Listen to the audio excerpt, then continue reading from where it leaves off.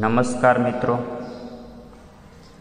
આજના લેક્ચરમાં આપણે ધોરણ 6 વિષય ગણિત ચેપ્ટર 2 પૂર્ણ સંખ્યાઓ સ્વાધ્યાય 2.1 7મા દાખલાથી શરૂઆત કરીશું, જેમાં આપણને જે બે સંખ્યાઓ આપેલી છે તેમાંથી કઈ સંખ્યા જમણી બાજુ અને કઈ સંખ્યા ડાબી બાજુ, જે બે સંખ્યાઓ આપેલી છે તેમાંથી કઈ સંખ્યા રેખા પર જમણી બાજુ અને ડાબી બાજુ અને લેસ ધેન કે ગ્રેટર ધેન આ બંનેની વચ્ચે લેસ ધેન કે ગ્રેટર ધેન કઈ નિશાનીનો ઉપયોગ થશે તે પૂછવામાં આવેલું છે. તો પહેલો દાખલો જોઈએ આપણે. એમાં 530 અને 503 આપેલા છે. 530 અને 503. તો ધારો કે અહીંયા આપણે એક સંખ્યા રેખા દોરીએ, તો સંખ્યા રેખા ઉપર સૌથી પહેલાં આ બેમાંથી આપણને 503 મળે અને પછી 530 મળે. તો આ જે સંખ્યા છે એ પહેલાં મળે અને આ પછી મળે. તો આપણા બે હાથ છે એમાં જુઓ, આ આપણો જમણો હાથ કહેવાય અને આ આપણો ડાબો હાથ કહેવાય. તો 503 જે છે એ ડાબી બાજુ કહેવાય અને 530 જે છે તે જમણી બાજુ કહેવાય. તો પ્રથમ જે સંખ્યા છે તે જમણી બાજુ હોવાથી પ્રથમ સંખ્યા બીજી સંખ્યા કરતાં મોટી કહેવાય. મોટી સંખ્યા પહેલાં હોવાથી અહીં ગ્રેટર ધેનનો સંકેત કરવો પડે.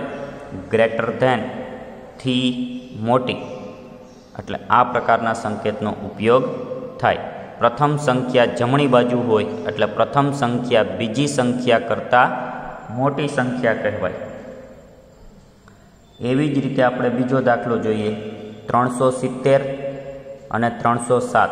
તો હવે આમાં આપણે વિચારવાનું કે આ બંનેમાંથી પહેલાં કઈ સંખ્યા આવે, તો કે પહેલાં 307 આવે એટલે આ ડાબી બાજુ થઈ. જે પહેલાં આવે તે ડાબી બાજુ અને પછી આવે તે જમણી બાજુ હોય. તો ફરી પાછું પ્રથમ સંખ્યા જમણી બાજુ હોવાથી પ્રથમ સંખ્યા બીજી સંખ્યા કરતાં મોટી થશે એટલે ગ્રેટર ધેન. અહીં તમે જોઈ શકો છો ત્રીજા દાખલામાં કે 5 અંકની સંખ્યાઓ બંને બાજુ આપેલી છે. 5 અંકની 5 અંકની સંખ્યામાં પ્રથમ અંક બેમાં સરખાવીએ તો અહીં 9 છે અને અહીં 5 છે. તો આમાં પ્રથમ અંક મોટો છે. પ્રથમ અંક મોટો છે એટલા માટે આપણે નક્કી કરી શકીએ કે પહેલી સંખ્યા બીજી સંખ્યા કરતાં મોટી થશે.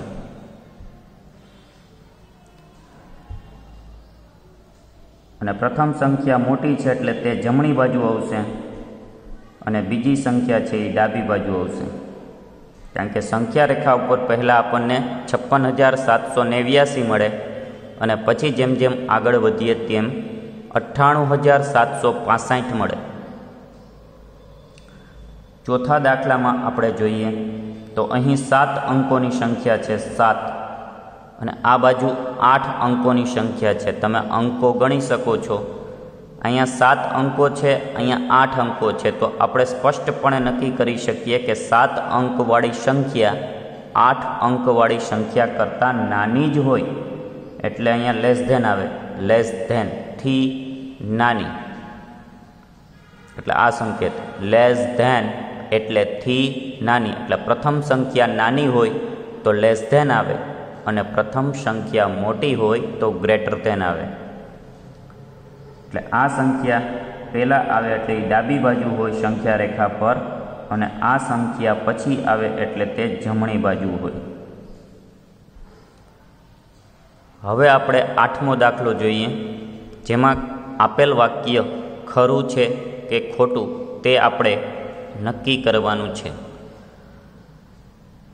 0 એ સૌથી નાની પ્રાકૃતિક સંખ્યા છે. તો આગલા લેક્ચરમાં આપણે જોયું પાર્ટ 1માં કે પ્રાકૃતિક સંખ્યાની શરૂઆત 1થી થાય. 1થી આ પ્રાકૃતિક સંખ્યા જે છે એની શરૂઆત 1થી થાય. 1 2 3 થી અનંત. તમારી સમજૂતી માટે અહીં લખું છું. તો શૂન્ય આવે જ નહીં તો આ જવાબ આપણો ખોટો થાય. અહીંયા ખોટું કે શૂન્ય સૌથી નાની પ્રાકૃતિક સંખ્યા છે, આ વાક્ય ખોટું છે. હવે બીજું વાક્ય જુઓ. 400 એ સંખ્યા 399ના પહેલાં આવતી સંખ્યા છે. 400 એ સંખ્યા 399ના પહેલાં આવતી સંખ્યા છે. તો આ વાક્ય ખોટું થશે, કારણ કે 400 એ 399 પછી આવે, પહેલાં ન આવે. તો આ વાક્ય ખોટું થશે. પછી ત્રીજું, શૂન્ય સૌથી નાની પૂર્ણ સંખ્યા છે. તો આ વાક્ય સાચું થશે, કારણ કે પૂર્ણ સંખ્યાની શરૂઆત શૂન્યથી થાય. 0 1 2 3થી અનંત. તો શરૂઆત શૂન્યથી થાય તો સૌથી નાની સંખ્યા શૂન્ય જ થઈ, તો સાચું. પછી ડી, ચોથું વાક્ય કે 600 એ સંખ્યા 599ના પછી આવતી સંખ્યા છે. તો સાચું કે 599 પછી 600 આવે, એટલે આ વાક્ય સાચું થશે. એના પછી ઈ, દરેક પ્રાકૃતિક સંખ્યા પૂર્ણ છે. પ્રાકૃતિક સંખ્યાની શરૂઆત આપણે હમણાં જ જોયું 1થી થાય. 1 2 3થી અનંત. તો પ્રાકૃતિક સંખ્યાઓ એટલે 1 2 3થી શરૂ કરી અનંત સુધી, અને પૂર્ણ સંખ્યાઓ એટલે 0 1 2 3થી અનંત. તો પ્રાકૃતિક જે બધી છે એ પૂર્ણની અંદર આવી જ જાય છે.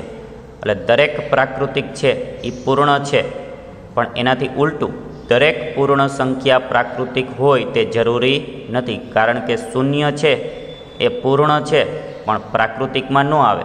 એટલે પ્રાકૃતિક હોય તો પૂર્ણ હોય, પરંતુ પૂર્ણ સંખ્યા હોય તો પ્રાકૃતિક થાય જ તે જરૂરી નથી. તો દરેક પ્રાકૃતિક સંખ્યા પૂર્ણ છે, આમાં સાચું આવશે. એના પછીનું, દરેક પૂર્ણ સંખ્યા પ્રાકૃતિક સંખ્યા છે, તો આ ખોટું આવશે, કારણ કે શૂન્ય પૂર્ણ છે પણ પ્રાકૃતિક નથી. 2 અંકોની પૂર્ણ સંખ્યાની પહેલાં આવતી સંખ્યા 1 અંકની ન હોઈ શકે. એટલે એવું કીધું છે કે 2 અંકોની જે પૂર્ણ સંખ્યા હોય એની પહેલાં 1 અંકની આવે જ નહીં, તો એ ખોટું છે. કારણ તો કે 0 1 2 3 4 5 6 7 8 9 પછી 10. તો આ 10 2 અંકની આવી, તો એ પહેલાં જેટલી આવી બધી 1 અંકની જ હતી, જેટલી આવી એ સંખ્યાઓ બધી 1 અંકની જ હતી. એટલે 2 અંકોની પૂર્ણ સંખ્યા પહેલાં 1 અંકની પણ આવી શકે, એટલે આ જવાબ ખોટો થાય. 1 એ સૌથી નાની પૂર્ણ સંખ્યા છે, ખોટું.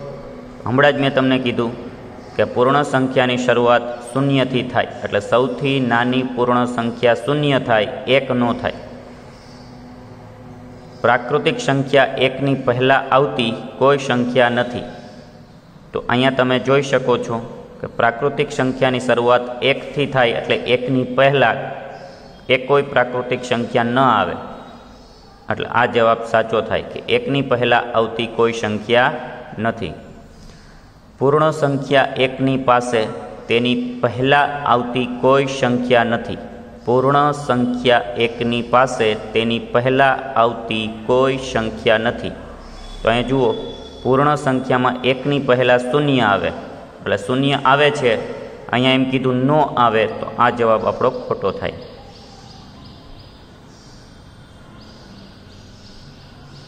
પૂર્ણ સંખ્યા 13 એ સંખ્યાઓ 11 અને 12ની વચ્ચે આવે. તો 11 અને 12ની વચ્ચે કાંઈ ન આવે, 13 જે છે એ 11 અને 12 પછી આવે. તો આ જવાબ આપણો ખોટો થાય. પૂર્ણ સંખ્યા 0 પાસે તેના પહેલાં આવતી કોઈ સંખ્યા નથી, તો સાચું, કારણ કે પૂર્ણ સંખ્યાની શરૂઆત 0થી થાય તો 0ની પહેલાં એક પણ પૂર્ણ સંખ્યા હોય નહીં, તો આપણો આ જવાબ સાચો થશે. 2 અંકોની સંખ્યા પછી આવતી સંખ્યા હંમેશા 2 અંકની જ હોય, એટલે 2 અંકોની સંખ્યા પછી 2 અંકની જ આવે, તો આ જવાબ આપણો ખોટો થાય, કારણ કે 99 પછી 100 આવે, 99 પછી 100, તો આ 2 અંકની છે અને 2 અંક પછી સીધી 3 અંકની આવી ગઈ, તો આ જવાબ આપણો ખોટો થાય.